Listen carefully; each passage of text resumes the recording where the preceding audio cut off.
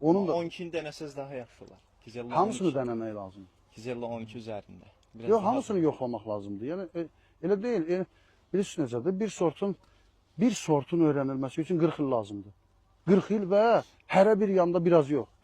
Bir insan ömrünü qoymalıdır bir sortun bütün potensialını, bütün problemlərini, bütün onun genetik bazasını öyrənməkdən ötürü bir adam bir ömrünü qoymalıdır və professor adı almalıdır. Başa düşdünüzmü? Buna deyirlər bir sortun öyrənilməsi. Hə, getdik 15 dəqiqə bir bağda bir yüngül bir təcrübə keçdik. O sortun haqqında elə bir şəkildə danışırıq ki, bu sortun hamısının bütün problemlərini, bütün onun nə deyirlər, onun potensialı haqqında elmə sahibik. Elə deyil, 15 dəqiqəyə nə isə öyrənmək olmur. Bir sortun üstündə illər lazımdır ki, o sortun tam olaraq öyrənib çıxarda biləsən ortaya. Yəni məsələn, bu gördüyümüz bağın məhsuldarlığının əsas səbəblərindən biri, məsələn, keçən illəri biz bura gəlmişdik, fosforella videosunu da paylaşmışdım. Bax, burada müşahidə edə bilərsiniz. Məsələn, bu şəkildə meyvə gözlərində ciddi qurumalar var idi. Ciddi qurumalar var idi. Bax, görürsünüzmü? Bu meyvə, belə bütün bağ bu şəkildə idi. Biz avqustda bu bağın, yəni avqustda gəldim, çıxdım bu bağa. Avqustda deməyim, iyunda gəldim, çıxdım bu bağa. Bu bağda dərmanlama aparılmasaydı, burada bu günləri bir dənə meyvə gözü yox idi. Bu fosforella idi. Yəni bütün meyvə gözləri monolyozun sonrakı şeyidir də, etapıdır. Bu bizdə də yayılmışdı Azərbaycanda. Ha, yəni demək istədim, biz bu keçən il iyulda əgər bu tədbirləri görməsəydik, gəlib vaxtında bu bağa girməsəydik, vaxtında bu tədbirləri görməsəydik, burada bu günləri gördüyümüz meyvə yoxdur. Olmamalıydı. Çünki həmin gözlər də sırayla hamısı quruya gedirdi. Biz avqustdan sonra bu gözləri əldə elədik yenidən. Yəni bu gözlər keçən il avqustda istehsal olunan gözlərdir. İndi məhsul verir. Ümumiyyətlə bağın baxımı avqustdan başlayıb, avqustda bitməlidir. Yəni bir illik baxım avqustda başlayır.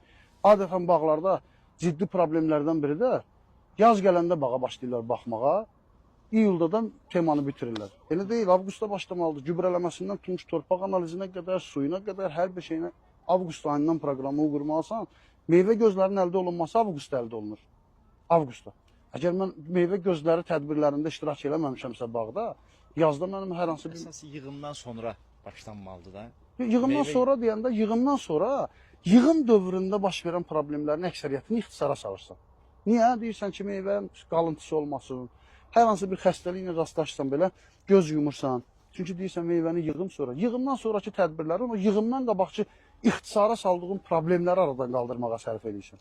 O mövzu bitəndən sonra avqustda gübrələməyə başlayırsan. Çünki o meyvə gözləri enerjiyə ehtiyacı var. Soyuq qışı keçirtməlidir. Soyuq qışı keçirtmək üçün o fosfor enerjisinə ehtiyacı var. Keyfiyyətli tumurcuq qoymalı. Bəli, keyfiyyətli tumurcuq üçün demirəm, problem konkret proses başlayır avqustda.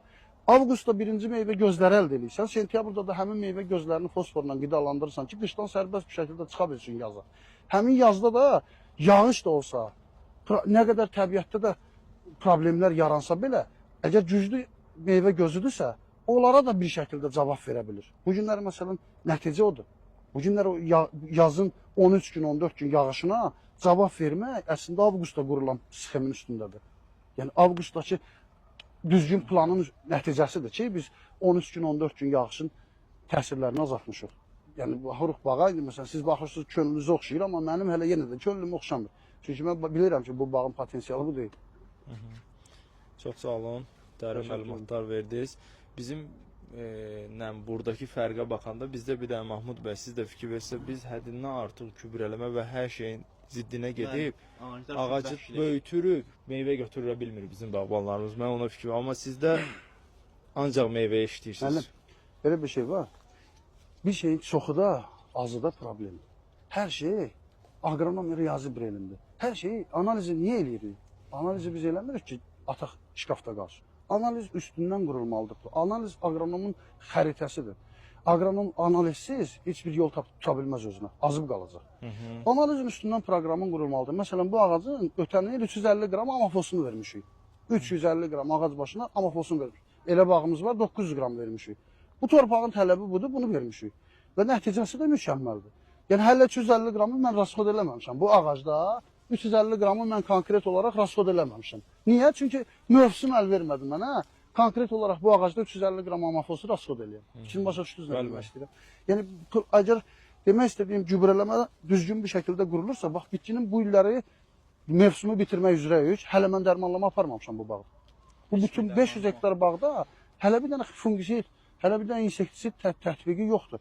Həm qalıb bayaq dediyim kimi, ümumiyyətlə bir xəstəliyim də yoxdur. Olsa belə dərmanlama aparmıram, ixtisara salıram. Deyirəm bir həftədən sonra. Siz dediniz, üzürlü sayın, biz dərmanlama aparmamışıq. Mən bayaqdan bağda gəzim ki, bir dənə nəsə tapım axı deyim ki, deyib bu atmamısınız dərmanı. Yox. Bax filan şey. Hər bir canlının xəstələnmə səbəbi anormal qidalanmasından başlayır. İnsana da aiddir, heyvana da aiddir, bitkiyə də aiddir, fərqi yoxdur. Canlı düzgün qidalanırsa onun xəstələnmə ehtimalı da sıfırdır. Əgər düzgün bir şəkildə qidalanmasını qurmamışıqsa, Bəli. riyazi bir şəkildə hesab aparmamışıqsa, yəni belə də atıb 500 qram amofos ver deməklə deyil. Hesablayıb neçə qram lazımdırsa, 5-10 qramla o yana bu yanası ilə yuvarlaq bir rəqəm deyə bilərsən. O şəkildə gübrələməsini aparsan, o ağacın xəstələnmə ehtimalı sıfırdır. Məsələn, mənim indi bir bağı göstərəcəm sizə, orada baxım eləməmişik. Baxım eləməmişik deyəndə böyük bağdır. Bu qədər işləri çatdırmaq da asan deyil. Həmin yerdə müəyyən işləri çatdıra bilməmişik. Həmin yerdə xəstəliklərim də göz qabağındadır. Yəni fabrika ortada, məsələn, yolda gələndə gördünüz də professional üzvlər. Həmin bağda xəstəliklərim də içəri girən kimi müşahidə olunur. Hamı deyir ki, burada bu xəstə. Gündə bir şəkil çəkib atırlar ki, bəs tədbir görmək lazımdır. Deyirəm, o tədbiri də biz səhifə əvvəlcədən buraxmışıq da. Gözləyək meyvə yığımından sonra tədbirlərimizi görərik. Yəni düzgün qidalandırırsansa xəstəliyin olmaq ehtimalı yoxdur bağda. Gözünüzün qabağındadır, 500 hektar bağdır.